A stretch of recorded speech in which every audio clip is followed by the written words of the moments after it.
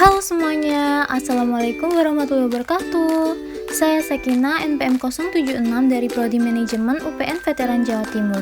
Di sini saya akan menjelaskan dari materi kuliah saya, yaitu Manajemen SDM Lanjutan tentang manajemen karir dan perencanaan karir. Nah, pengertian manajemen karir itu apa sih? Manajemen karir yaitu proses pengelolaan dan perencanaan kegiatan seorang karyawan untuk meningkatkan perkembangan karir yang lebih baik. Proses manajemen ini akan melibatkan antara karyawan dan anggota unit perusahaan, serta mencakup konsep kesadaran diri, eksplorasi karir, koneksi, dan juga proses belajar. Kegiatan ini bisa dikatakan sebagai proses investasi untuk mencapai tujuan karir yang lebih baik atau yang lebih tinggi. Selanjutnya ada tujuan manajemen karir nih. Yang pertama, untuk mencapai tujuan karyawan dan perusahaan. Yang kedua, membuktikan kesejahteraan karyawannya. Yang ketiga, membantu karyawan dalam mengidentifikasi potensi atau skill. Yang keempat, menjalin hubungan yang erat antara karyawan dan pihak perusahaan. Yang kelima, bukti untuk tanggung jawab sosial. Dan yang keenam atau yang terakhir, memperkuat pelaksanaan tujuan perusahaan. Selanjutnya, ada manfaat manajemen karir. Yang pertama, mengembangkan kualitas kinerja karyawan dan memahami manfaat dari membangun kerjasama dengan perusahaan. Yang kedua, meningkatkan moral karyawan untuk proses pengaplikasian karir mereka di suatu organisasi atau perusahaan. Yang ketiga, mengidentifikasikan keterampilan, minat, dan tujuan karir karyawan. Yang keempat, memperluas wawasan yang dibutuhkan untuk meningkatkan komitmen dan kepuasan karyawan. Yang kelima, menciptakan dan mempertahankan lingkungan belajar di perusahaan secara terus-menerus. Dan yang keenam, meraih hasil dari kinerja karyawan dengan memberikan beberapa fasilitas untuk mendukung proses kerja mereka. Nah, di sini ada proses manajemen karir dalam perusahaan.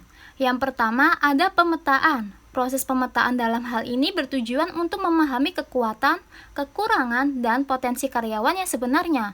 Tetapi sebelum mereka melakukan proses ini, karyawan juga harus memahami situasi dan juga tujuan mereka bekerja dalam suatu perusahaan.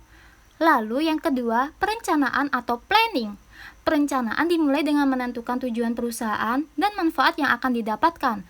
Proses planning ini akan memungkinkan karyawan untuk menerima asumsi, kritik, dan saran dari orang lain, dan juga menentukan langkah selanjutnya. Proses selanjutnya yaitu eksplorasi. Pada tahap eksplorasi ini, seorang karyawan menyampaikan dan mencoba sendiri ide yang sudah mereka rencanakan. Keberhasilan suatu ide dapat diraih dengan menerima kritik dan saran dari orang lain.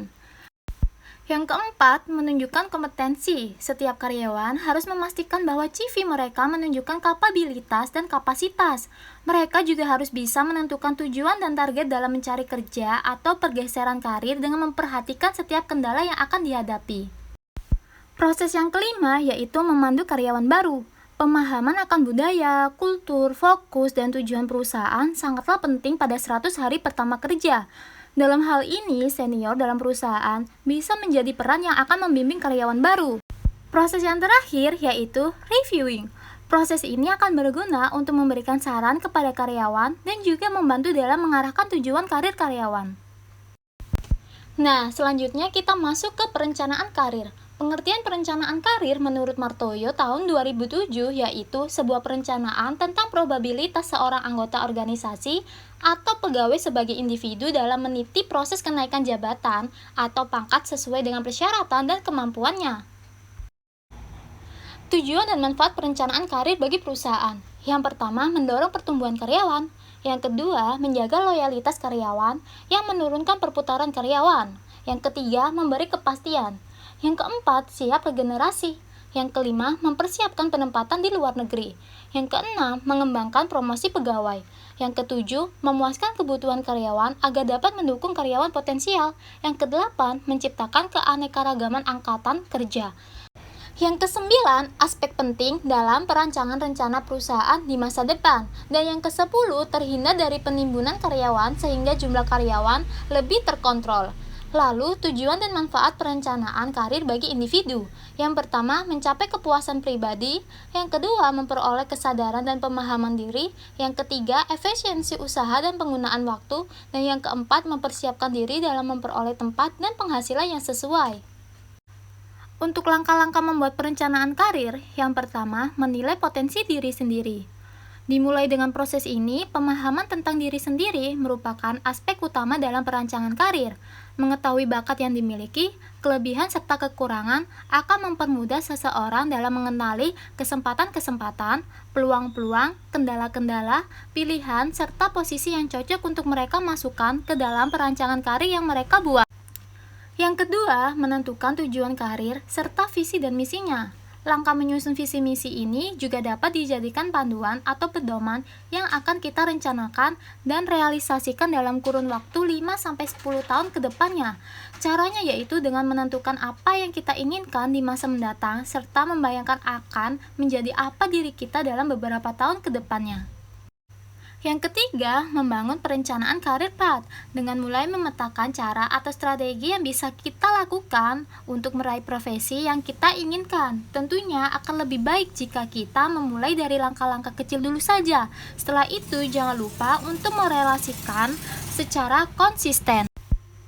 Yang keempat, selalu ketahui informasi perkembangan peluang karir di masa kini.